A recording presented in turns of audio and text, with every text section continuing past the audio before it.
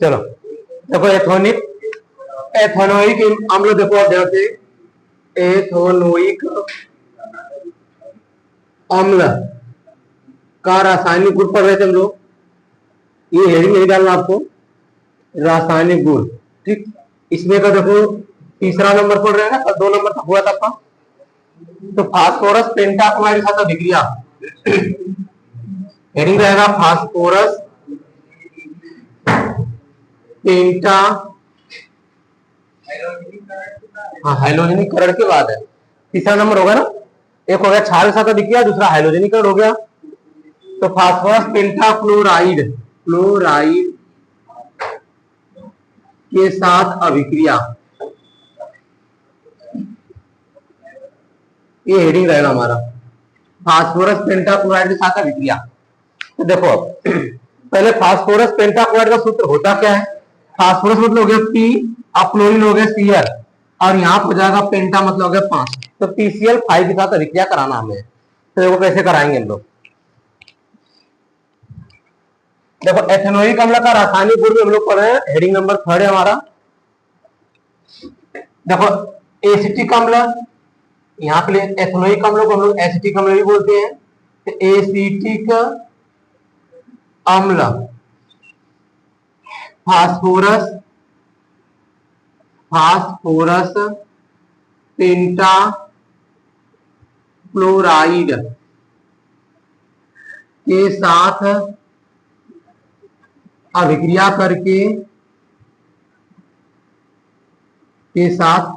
करके acetyl chloride बनाती है। एसिटिल क्लोराइड बनाती है।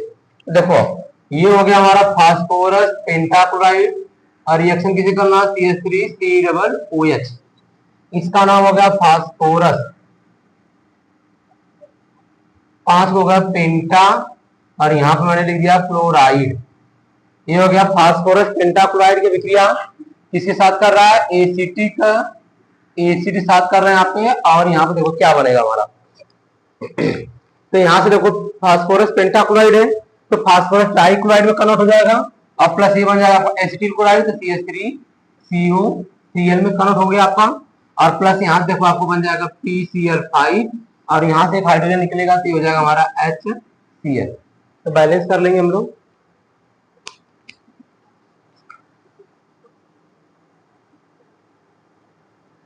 फास्फोरिक क्लोराइड, अच्छा ये गलत हो गया, फास्फोरिक क्लोराइड बनाएगा ना POCl3, इसको बोलेंगे फास्फोरिक क्लोराइड। देखो इसका नाम आ गया ना, इसका नाम आ गया आपका एसिटिल क्लोराइड, इसका नाम होगा POCl3 का हो गया फास्फोरिल क्लोराइड, और इसका नाम पता ही है HCl का नाम क्या होता है, हाइड्रोक्लोरिक एसिड। इसका नाम हो गया आपका हाइड्रोक्लोरिक एसिड।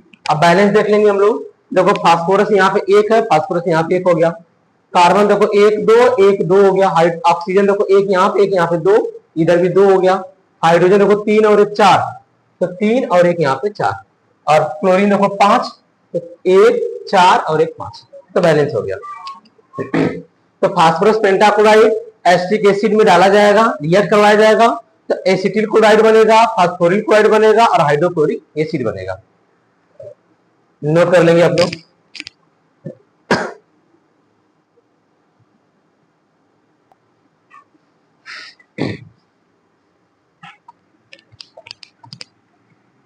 और 3rd नंबर, अब इसके बाद 4 नंबर देखेंगे हम लोग यहाँ पे, निर्जलीकरण, यानी कि हम लोग एसिटिक अम्ल का रासायनिक गुण में 4 नंबर पढ़ेंगे निर्जलीकरण। निर्जलीकरण को बोलते हैं डिहाइड्रेशन। चलो आप डिहाइड्रेशन वर्ड सुनिए, इंग्लिश में ये बता मुझे आप। जैसे आपका ज्यादा से ज्यादा अगर तबीयत खराब होगा, आपको वोमिटिंग आने लगेगा, 2 नंबर जाने लगेंगे आप, तो वो क्या होता है, उसको डिहाइड्रेशन बोलते हैं।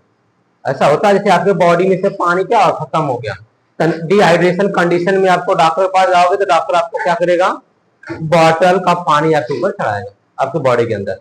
मतलब यहाँ पे क्या हो गया, डिहाइड्रेशन होने का रीजन एक ही होता है कि आपके या उस मैटर में से क्या हुआ, वाटर के मॉलिक्यूल बाहर निकल रहे हैं। ठीक, तो इसका देखो हो जाएगा फास्फोरस पेंटाऑक्साइड, फास्फोरस पेंटा ऑक्साइड के उपस्थिति में एसिटिक अम्ल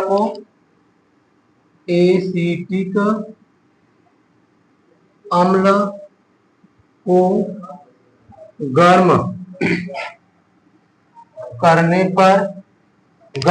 पर एसिटिक गर्म करने पर जल के अणु बाहर निकल जाते हैं और क्या हुआ, और एसिटिक एनहाइड्राइड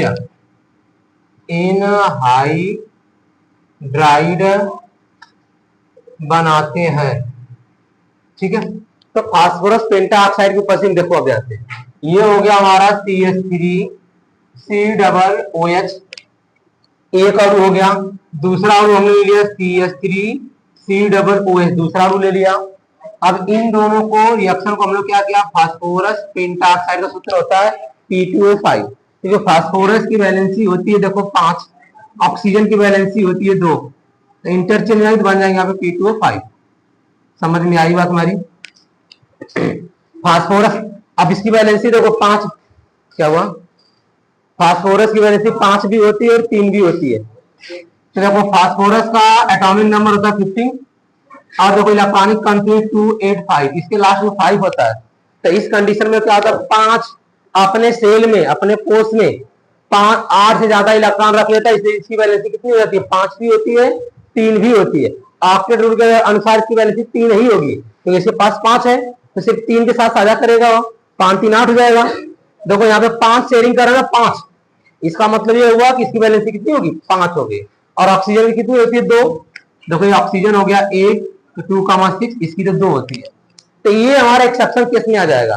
फास्फोरस की वैलेंसी 3 भी होती है 5 भी होती है, क्योंकि इसमें आगे आने वाला जो डी सेल होता है उसमें इलेक्ट्रॉन को क्या करता है, विस्थापित कर देता है। तो बस अब इतना याद रखो कि फास्फोरस पेंटाऑक्साइड देखो ऑक्सीजन का 2 हो गया, फास्फोरस का 5, इंटरचेंज करेंगे P2O5 बन जाएगा। और यहाँ पे हम लोग हीट कर रहे हैं, तो रिएक्शन क्या बनेगा हमारा, अब इसमें देखो वाटर मॉलिक्यूल बाहर निकल जाएगा। यहां से देखो हमने H ले लिया और यहां से हमने OH, इतना मॉलिक्यूल क्या हुआ, बाहर हो गया, ऐड कर दिया मैंने। मतलब CH3COOH CH3COOH 2 मॉलिक्यूल हमने ले लिया, वो 2 मॉलिक्यूल एक साथ मिलकर ही बनेंगे। यहाँ से H और यहाँ से OH बाहर निकल गए, तो बचा क्या हमारा, देखो CH3COO CH3CO। तो इसको हम लोग ऐसे लिखेंगे, देखो CH3CO, यहाँ भी हमने लिख दिया CH3CO, और दोनों ऑक्सीजन के मॉलिक्यूल से जुड़ जाएंगे। ठीक है, और प्लस यहाँ से क्या हो जाएगा हमारा H2O। इसको हम लोग ऐसे भी लिख सकते हैं R करके, हम ऐसे भी लिख सकते हैं CH3CO का यहाँ पे ट्वाइस इंटू O, इसी को बोलते हैं एसिटिक एनहाइड्राइड। यही नाम हो गया हमारा एसिटिक एनहाइड्राइड। ठीक है, एसिटिक एनहाइड्राइड। तो बस क्या याद रखना कि फास्फोरस पेंटाऑक्साइड की उपस्थिति में एसिटिक अम्ल को गर्म करेंगे तो जल के अणु देखो बाहर निकल जाएंगे, जो बचा क्या बना है, एसिटिक एनहाइड्राइड बनाते हैं। तो नोट कर लेंगे। कोई समस्या किसी को?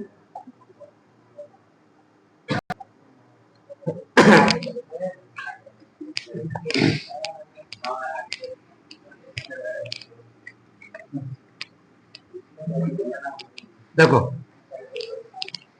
अब इसके बाद 4 के बाद 5वां नंबर देखिए, सोडियम कार्बोनेट के साथ अभिक्रिया। सोडियम कार्बोनेट के साथ अभिक्रिया, जिसको रिएक्शन में इंग्लिश में लिख देंगे हम लोग, रिएक्शन विथ सोडियम कार्बोनेट। तो देखो एसिटिक अम्ल की विक्रिया, एसिटिक, चाहे एसिटिक बोल दो चाहे एथेनोइक बोल दो, एक ही बात है। एसिटिक अम्ल, यहाँ पे हेडिंग बना लेंगे हम लोग। एसिटिक अम्ल की अभिक्रिया सोडियम कार्बोनेट के साथ कराने पर, सोडियम कार्बोनेट के साथ कराने पर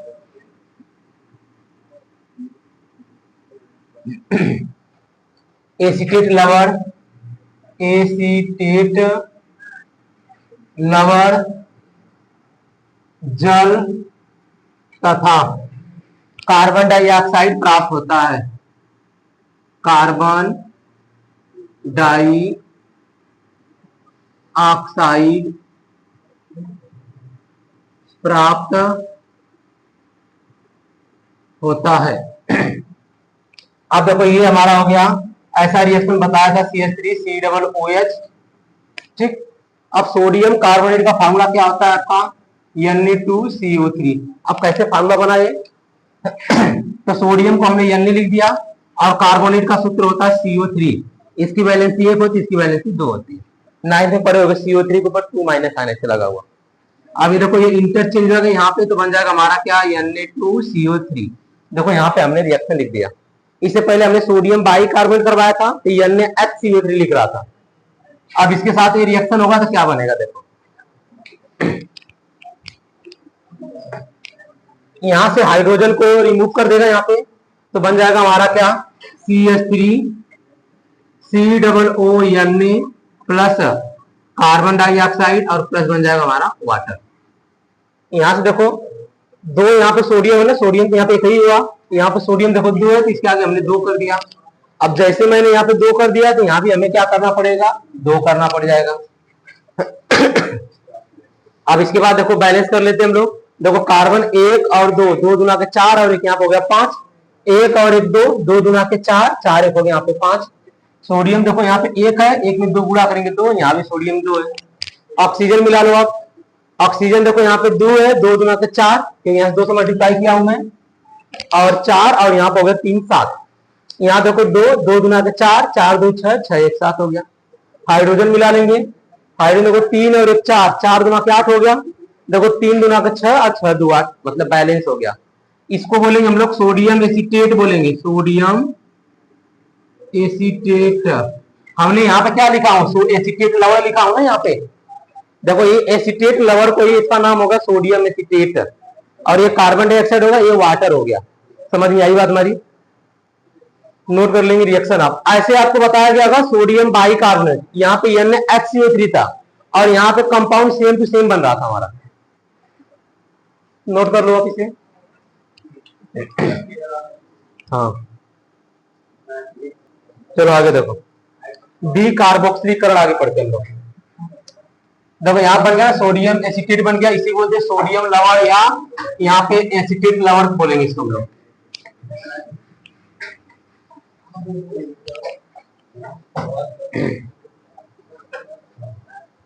देखो डी कार्बोक्सिलीकरण, डी कार्बोक्सिली, डी कार्बोक्सिलिक, सॉरी क्या है, डी कार्बोक्सिलीकरण है ना। देखो ये डालेंगे डी कार्बोक्सिलिक, डी कार्बोक्सिलीकरण।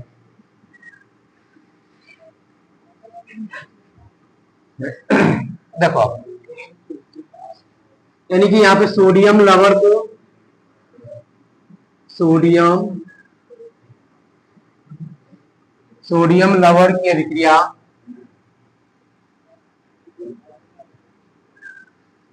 सोडियम लवण की अभिक्रिया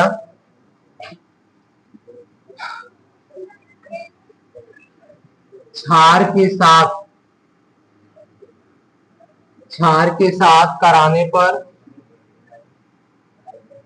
क्षार के साथ कराने पर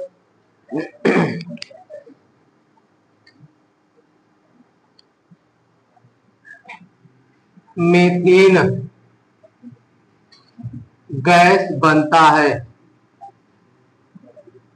उसे डीकार्बोक्सिलीकरण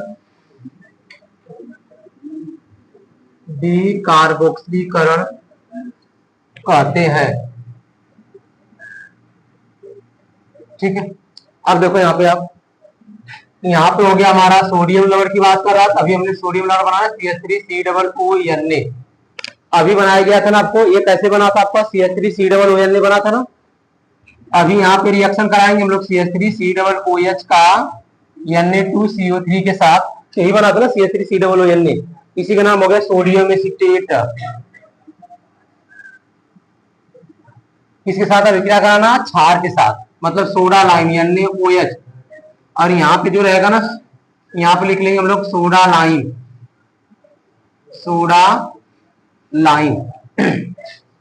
ये सोडा लाइम होता क्या है, तो यहाँ पे नोट करके याद रखना सोडा लाइम के लिए, कि जो सोडा लाइम होगा हमारा, देखो सोडा लाइम जो होता है CaO, मतलब कैल्शियम ऑक्साइड चूना, और प्लस इसमें क्षार डाल दो NaOH, इन दोनों के मिश्रण को हम लोग बोलते हैं सोडा लाइम। तो यहाँ पे कैल्शियम ऑक्साइड यहीं पड़ा रहेगा, देखो सोडियम हाइड्रोक्साइड के साथ रिएक्ट करेगा यहाँ पे। ठीक, तो जब रिएक्ट करेगा तो यहीं बन जाएगा हमारा CH4 मीथेन गैस बन जाएगा, और प्लस Na2CO3 प्लस वाटर बनेगा, एक मिनट। ठीक है, और इसके बाद यहाँ बन जाएगा हमारा सोडियम कार्बोनेट Na2CO3, इसी अभिक्रिया को हम लोग बोलेंगे डीकार्बोक्सिलीकरण। तो देखो आपको कार्बोक्सिलीकरण किसको बोलेंगे, जब एसिटिक अम्ल की अभिक्रिया हम लोग किसके साथ करा रहे थे, Na2CO3 के साथ करा रहे थे, कार्बोक्सिलीकरण हो गया।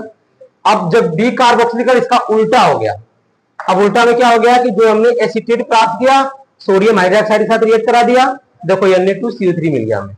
नहीं समझ में आया, बैलेंस कर लो फिर समझा रहा हूं आपको। देखो हाइड्रोजन कितना होगा, 3 और 1 यहाँ पे हो गया 4, देखो 4 यहाँ पे हाइड्रोजन हो गया, कार्बन 1 और 1 2, 1 कार्बन 2 हो गया। ऑक्सीजन देखो यहाँ पे 2 और 1 3, ऑक्सीजन देखो 3 हो गया, और सोडियम देखो 1 और 1 2 हो गया। अभी इससे पहले वाला जो रिएक्शन हम लोग क्या पढ़े थे, ये तो नोट करके अब लिख लेना इसको। इससे पहले यही रिएक्शन पढ़े थे ना, देखो CH3COOH और प्लस हो गया Na2CO3 की अभिक्रिया जब करा रहे थे हम लोग, यही बना था ना आपका CH3COONA प्लस हो गया CO2 प्लस हो गया H2O, यही बना था ना। इस अभिक्रिया को बोलते हैं कार्बोक्सिलीकरण बोलते हैं।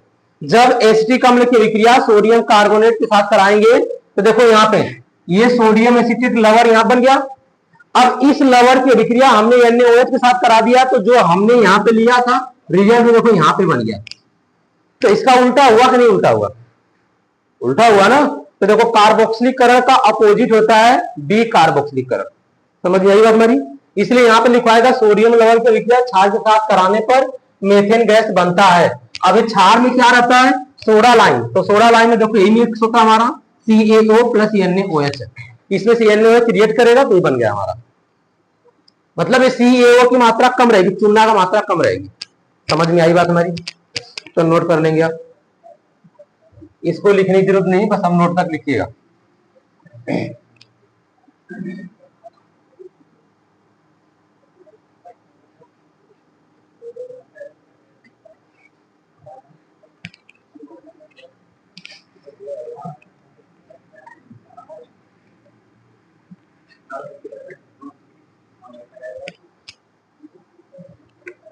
देखो 6 नंबर हो जाएगा हुंस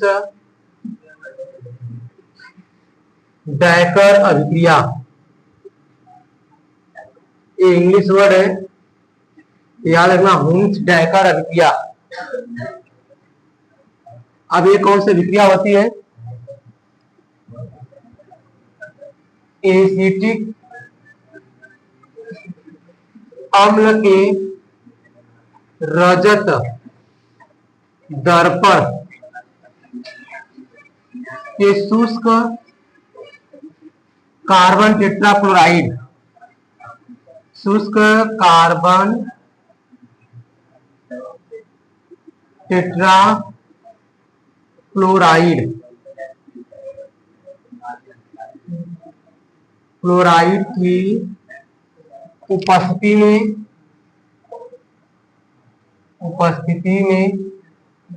ब्रोमीन के साथ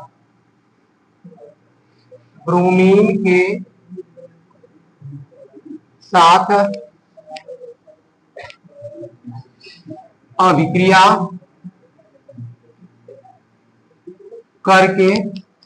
करके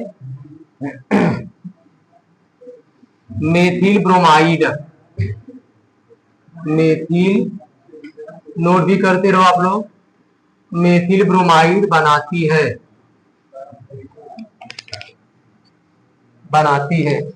जिसे हुन्स-डैकर अभिक्रिया कहते हैं। ठीक है, अब देखो यहाँ पे एस्टिक अम्ल का रजत दर्पण, ये हो गया CH3COO लगा देंगे यहाँ पे। अगर सोडियम का एस्टिक अम्ल का सोडियम लेवल पूछेगा तो यहाँ पे Na लगा दो, ये छटा के। अब इसकी अभिक्रिया के साथ कराना, हमें ब्रोमीन के साथ कराना है। कार्बन टेट्राक्लोराइड की उपस्थिति में कार्बन का होगा C और क्लोरीन का होगा Cl।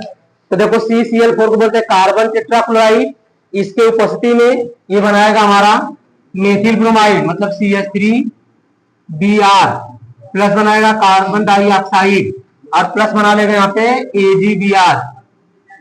ठीक है, इसी का नाम हो गया हमारा मेथिल ब्रोमाइड। आप बस रिएक्शन में फोकस करो, इस पे लिखने वाले तो नहीं, आप खुद ही लिख लोगे अपने ऑटोमेटिक। यानी एस्टिक अम्ल के सिल्वर दर्पण के साथ कार्बन टेट्राक्लोराइड की उपस्थिति में ब्रोमीन अभिक्रिया करके क्या बनाते हैं, मेथिल ब्रोमाइड बना लेती है, जिसे क्या बोलेंगे, हुन्स-डैकर अभिक्रिया बोलते हैं हम लोग। बस यही बताना हमें। बैलेंस कर लेंगे, देखो कार्बन 2 है तो एक कार्बन यहाँ पे, एक कार्बन यहाँ पे हो गया 2। ऑक्सीजन देखो 2 है तो 2 यहाँ पे, ऑक्सीजन O2 है तो 2 ऑक्सीजन हो गया। और Ag1 है तो Ag1 हो गया, Br देखो 2 तो एक यहाँ पे, एक यहाँ पे हो गया। ठीक है, तो नोट कर लेंगे आप रिएक्शन को। कल एक स्मिट अभिक्रिया बचेगा, वो पढ़ लेंगे, फिर इसके बाद हम लोग इसका उपयोग पढ़ेंगे।